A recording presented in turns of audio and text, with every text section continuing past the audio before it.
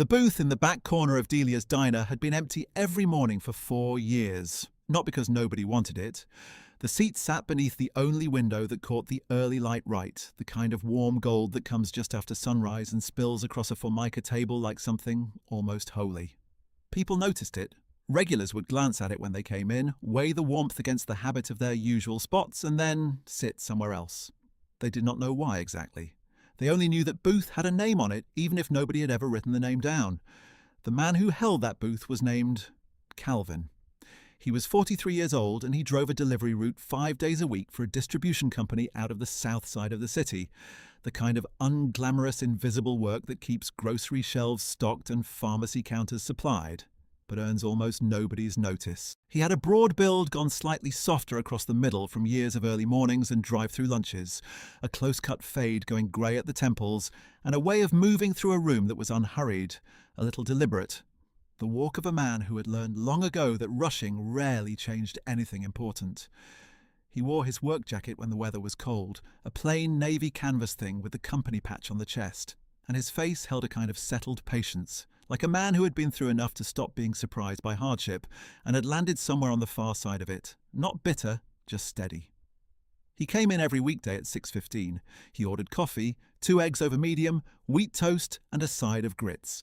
He sat in the corner booth and read whatever was in front of him, sometimes a folded newspaper, sometimes his phone, sometimes nothing at all, just the window and the light. He tipped $5 on a $7 check every single time, and he had done it that way for 4 years running.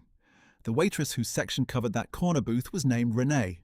She was 38 and she had worked at Delia's for 9 years, which was 2 years longer than the current owner had owned the place. She knew the menu the way some people know scripture, by feel, without having to look. She had dark brown eyes that caught light like they were thinking something they weren't saying. Natural hair pulled back in a low twist for the breakfast rush, a small scar at the corner of her left eyebrow from a slip on a wet floor in the stockroom 3 winters ago, and a voice that was warm and unhurried, even at 7 in the morning when the counter was full and the kitchen was behind.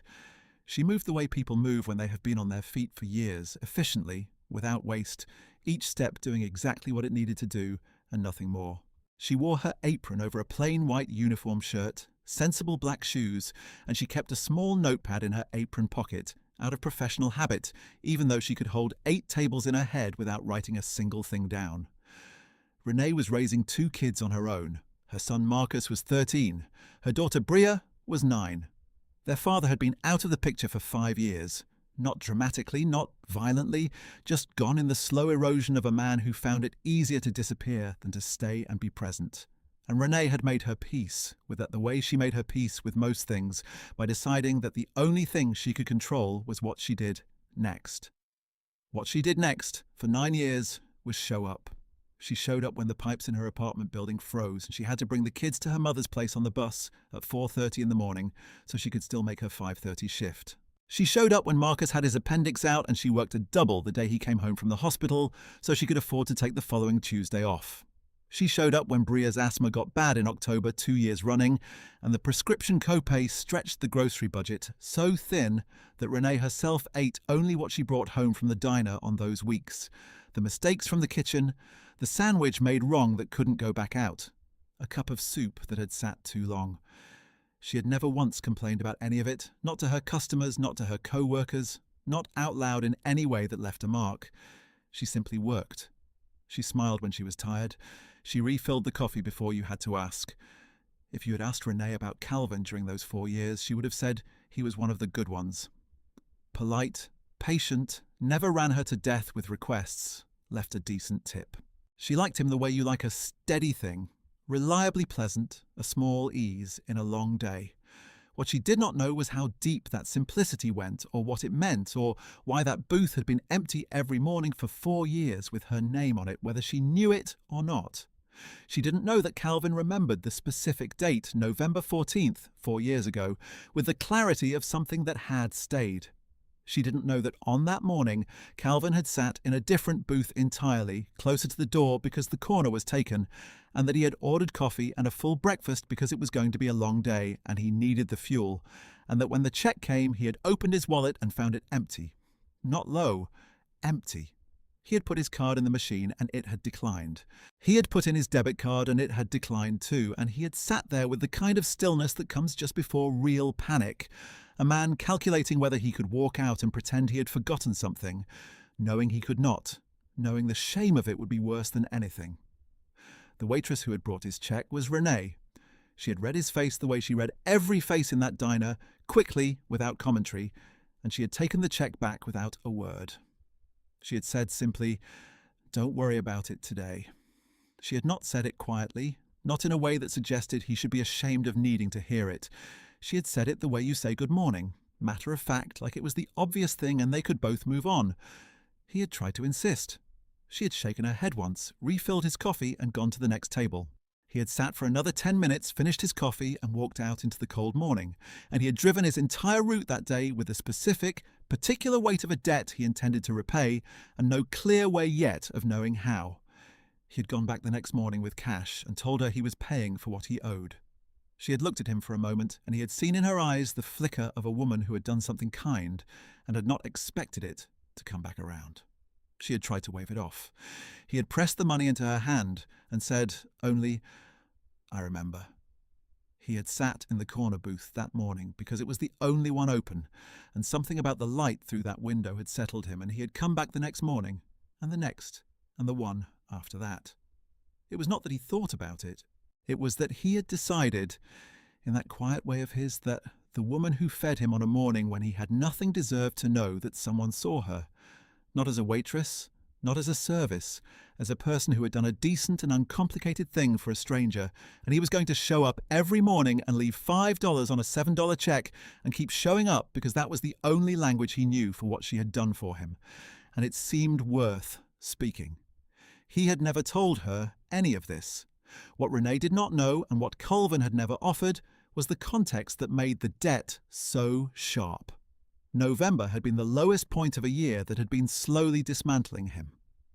His wife of 9 years had left in the spring, and the apartment they had shared was hers, and the new place he was renting cost more than he had planned on, and came with the particular loneliness of a man who has underestimated how much of his daily structure another person had been holding in place without either of them naming it. He had gone through that summer leaking money in the small, quiet ways that grief produces, eating badly, driving past places they used to go, and then doubling back, signing up for a gym membership he used 3 times. By November, the credit card debt had climbed to a number he was still too ashamed to say out loud to anyone, and 2 cards had hit their limits inside of 10 days of each other, and the third was 3 days from following. He had gone into Delia's that morning because it was cold, and he had not eaten since the afternoon before, and his route did not start for another hour. He had sat down meaning to pay for his breakfast, and had discovered, reaching for his wallet at the end of it, that he did not have the means. Not that morning. The specific feeling of that moment was one he could recall precisely, even 4 years later, the way you recall a particular quality of cold air or a specific quality of light. The heat of it, the stillness that came over him like a hand pressing down on his chest, the calculation about whether he could simply leave and what that would cost him in terms of his own self-regard. He had sat with his hands in his lap and his wallet on the table, looking at the bills as though they might change, knowing they would not.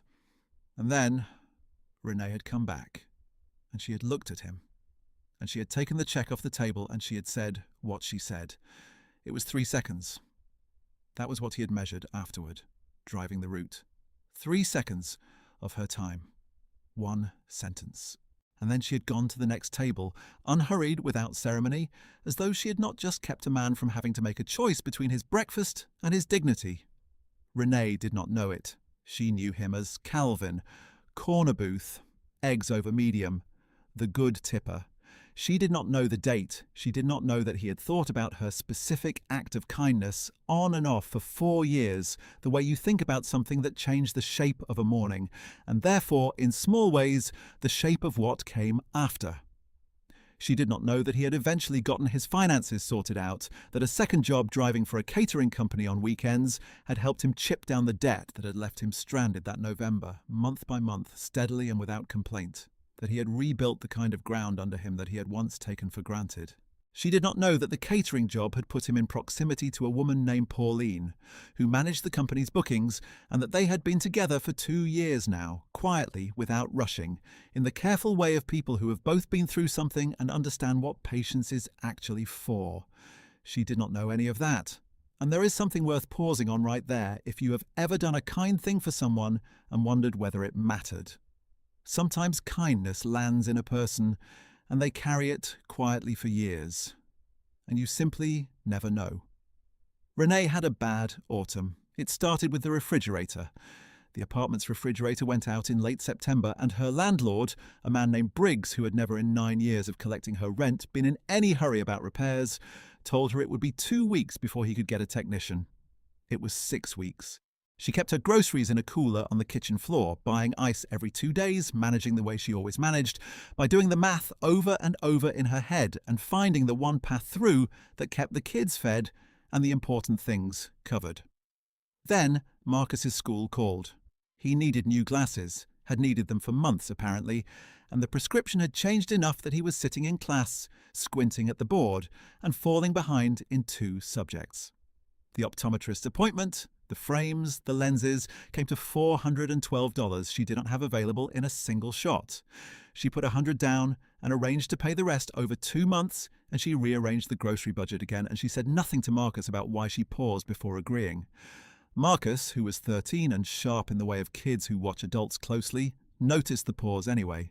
Then Bria's asthma came back in October, which it did every October, like a calendar appointment nobody had asked for.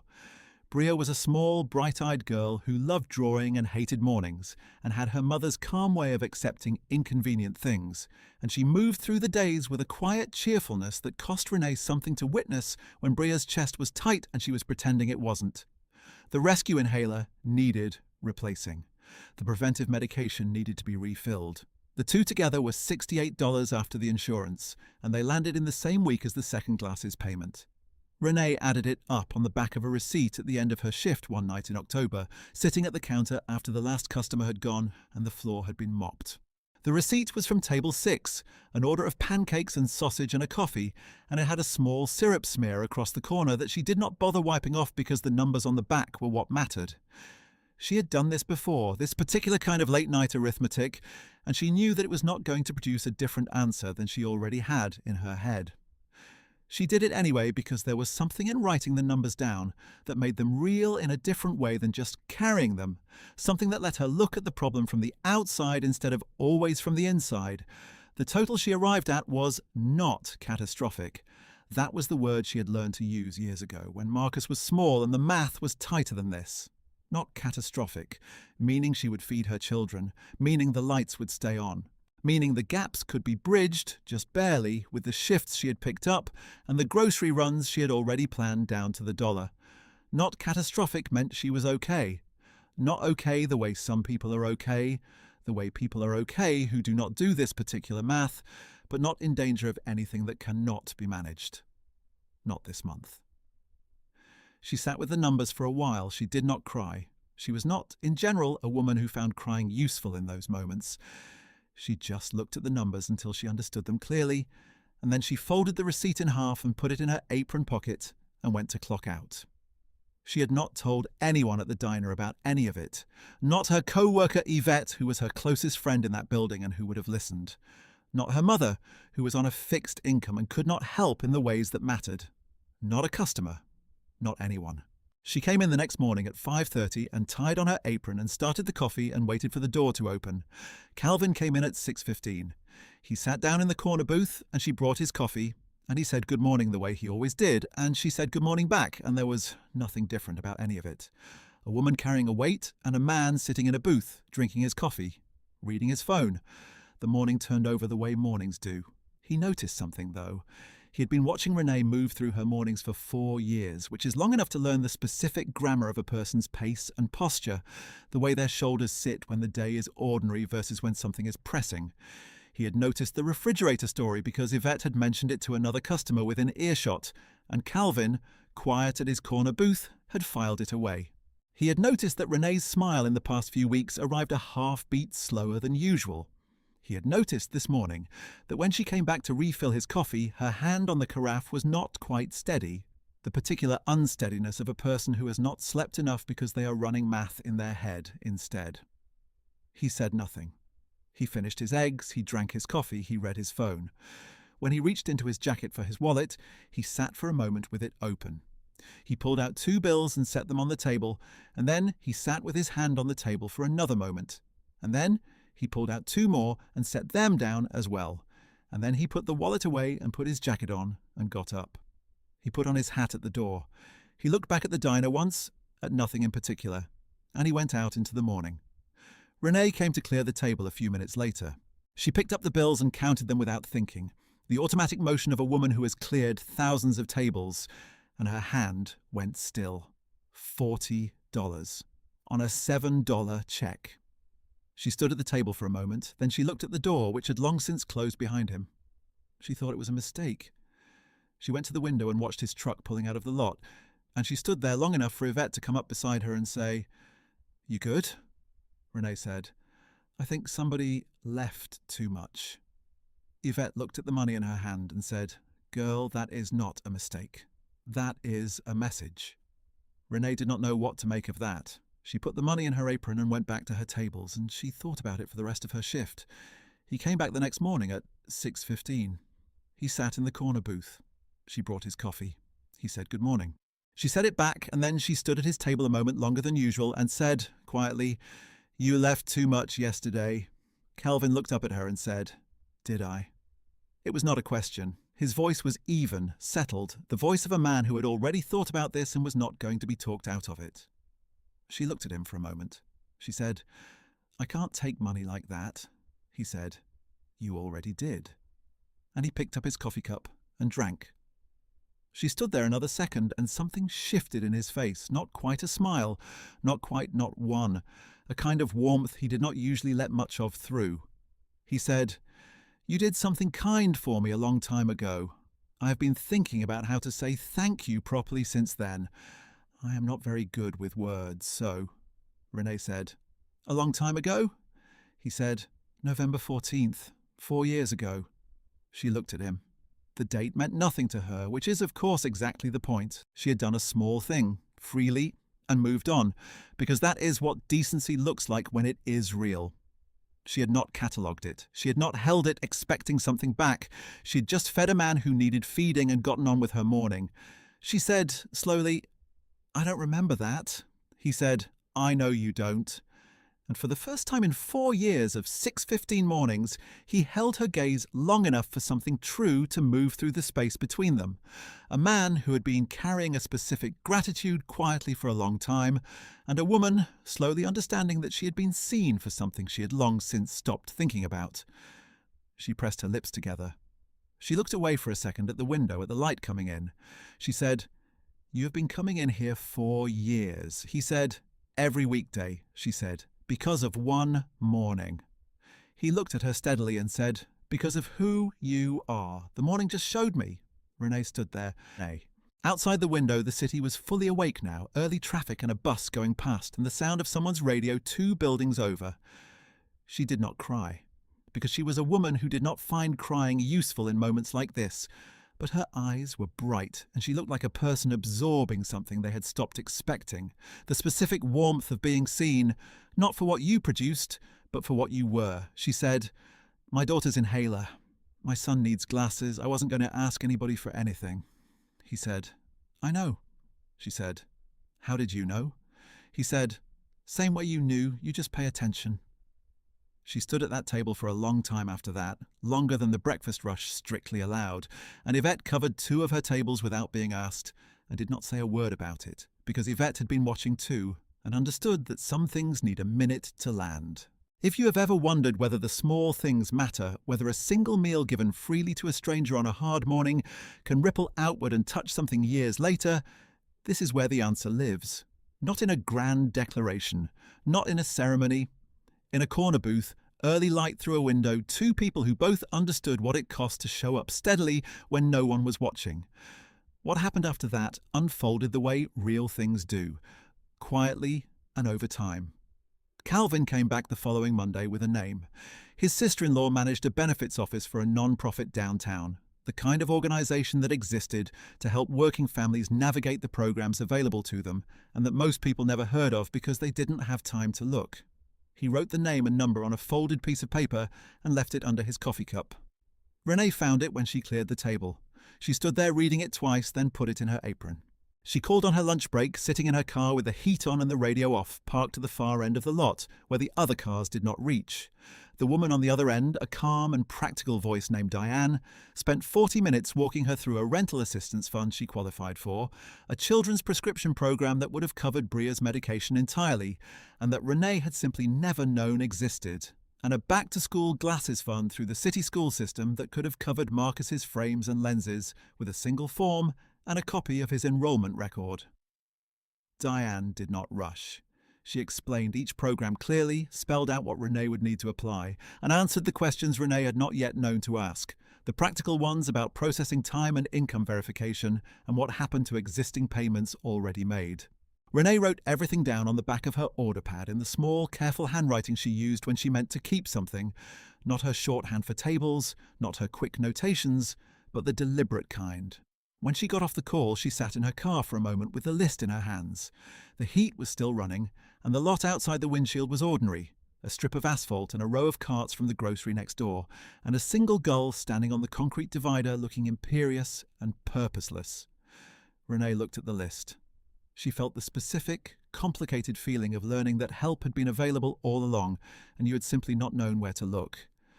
She did not feel foolish. She had learned in the years of managing alone that not knowing where to look was not the same thing as not deserving the help, that the systems that existed to assist people like her were often invisible to the people they were meant for, buried in the language of agencies and eligibility windows and program names that sounded like nothing. The problem was not that Renee had failed to find them.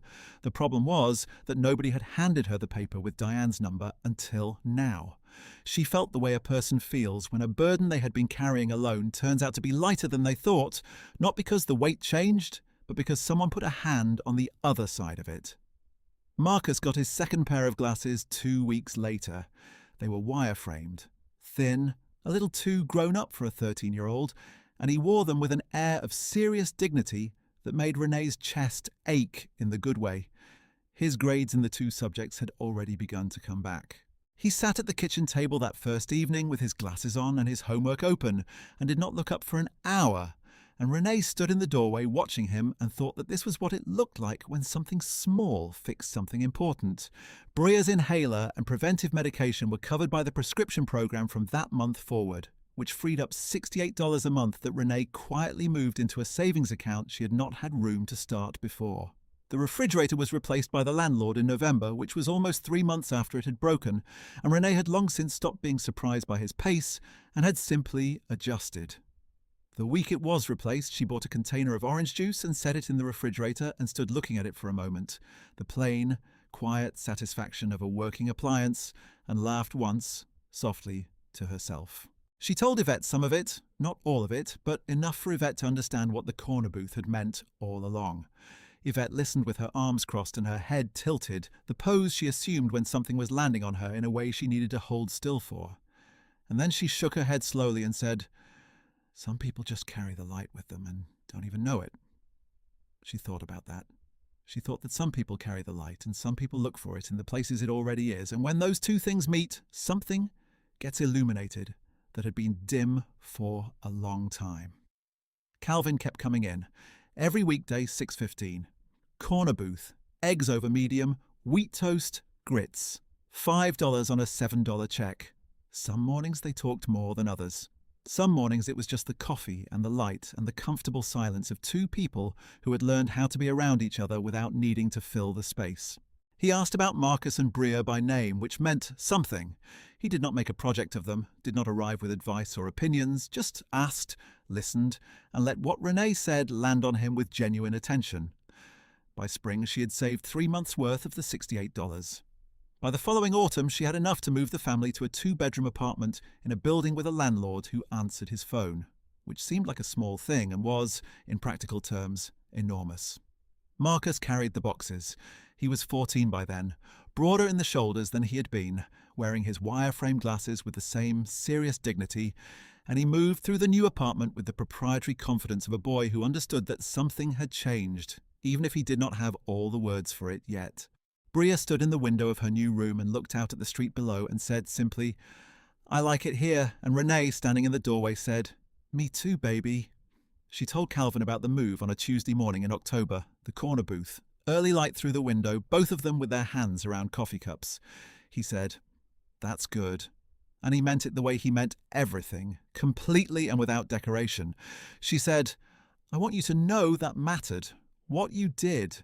He said, "You did the same thing first." She said, "I didn't even remember doing it." He said, "That's what makes it worth remembering."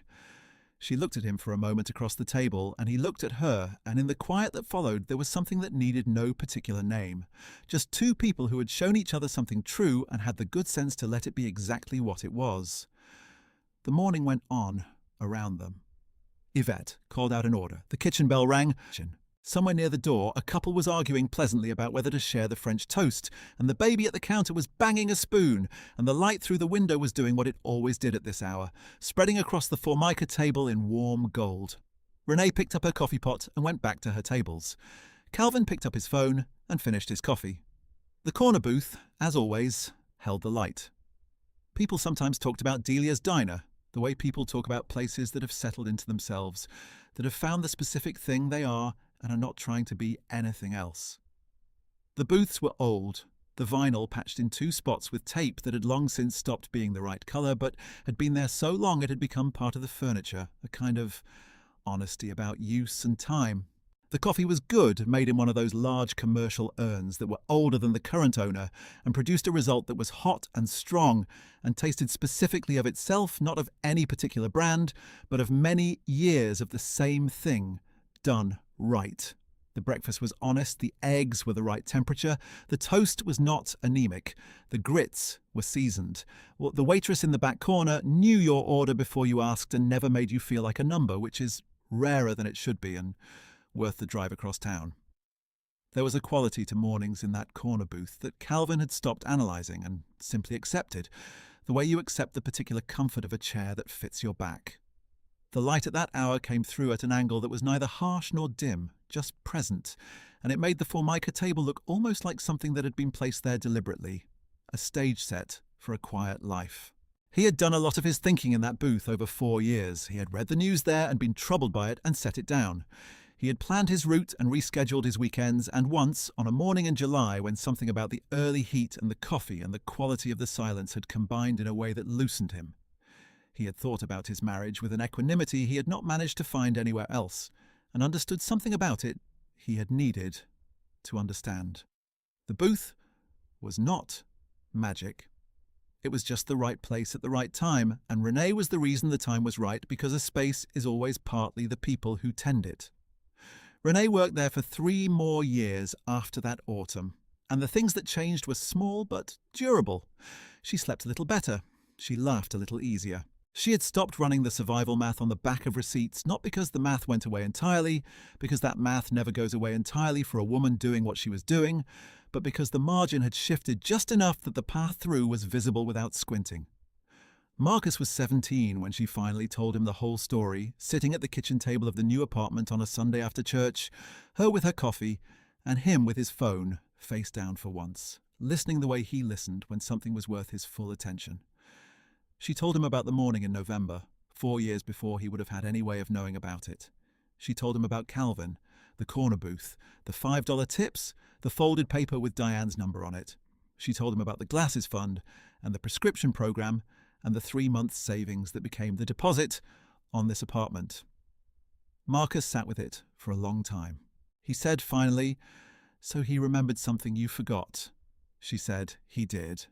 Marcus said, "Because you were just being yourself." She said, "I was just doing what seemed obvious." He was quiet again. Then he said, "I want to be like that. I want to be the kind of person who notices." Renee looked at her son, this boy with his wire-frame glasses and his serious face and his whole life still ahead of him, and she felt something settle in her chest that had been working its way down into place for a long time, something that felt like the quiet arrival of being okay. Really okay, not performed okay, not survival okay, but the kind that stays. She said, "You already are, baby. You just have to keep choosing it." The last morning Renee worked at Delia's was a Friday in March, a few months after Marcus turned 18. She had taken a job at a community health clinic, 2 blocks from the new apartment. Administrative work, better hours, better pay, benefits that covered Bria's medication with no co-pay at all. She had been offered the position through a notice posted in the building of the non-profit downtown, the same organisation she had first called from her car in the parking lot of the diner, and she had applied without telling anyone, not wanting to name the hope out loud until there was something to name. She gave her 2 weeks' notice on a Monday, which gave her time to say goodbye properly, to each regular, each co-worker, each booth and counter stool she had known for 9 years. She did it the way she did most things, one at a time, without ceremony, with genuine warmth. There was a man named Dwight who came in every Thursday morning and had been doing so since before Renee had started, and when she told him, he looked at his coffee for a long moment and said, "Well, now I'm going to have to learn somebody else's face, and I am too old for that." There were 2 women who came in together on Fridays and always ordered the same thing, and always talked at the same pleasant volume about the same kinds of things, neighbourhood things, grandchildren things, and they told Renee that the service at the new place she was going was lucky to have her, which Renee knew was exactly the kind of thing people say but appreciated anyway. She walked the room those 2 weeks like she was memorising it, not because she thought she would forget, but because she understood, without making anything large of it, that this place had held her through something, and that deserved a deliberate looking. On her last Friday, she came in at 5:30 and tied on her apron one final time. The knot was the same knot she had tied 9 years ago, the same quick double over at the small of her back, the same tug to check the hold. She started the coffee. She turned on the kitchen lights and heard the familiar click and hum. She waited for the door. Calvin came in at 6:15. He sat in the corner booth. She brought his coffee. He said good morning. She said, "This is my last morning." He looked up at her. She told him about the clinic job. She watched something cross his face, a genuine gladness for her that he kept composed the way he kept most things composed, held rather than displayed. He said, "That's real good, Renee." She said, "I know." She stood at the edge of the booth a moment. The diner was filling up around them, the morning doing what it always did, but that corner felt quieter than the rest of it, the way the corner had always felt. She said, "I want to say something." He put his coffee cup down and waited. He was good at waiting. He had always been good at waiting. She said, "I don't know who you are in your regular life. I know you're Calvin, corner booth, and you've been in here every weekday for 4 years, and I know what you did for my family, and I know I could never pay that back. And I want you to know that you showed me something I had stopped believing." He said quietly, "What's that?" She said, "That what you do when no one's keeping score still counts." He looked at her for a long moment. He said, "You showed me that first."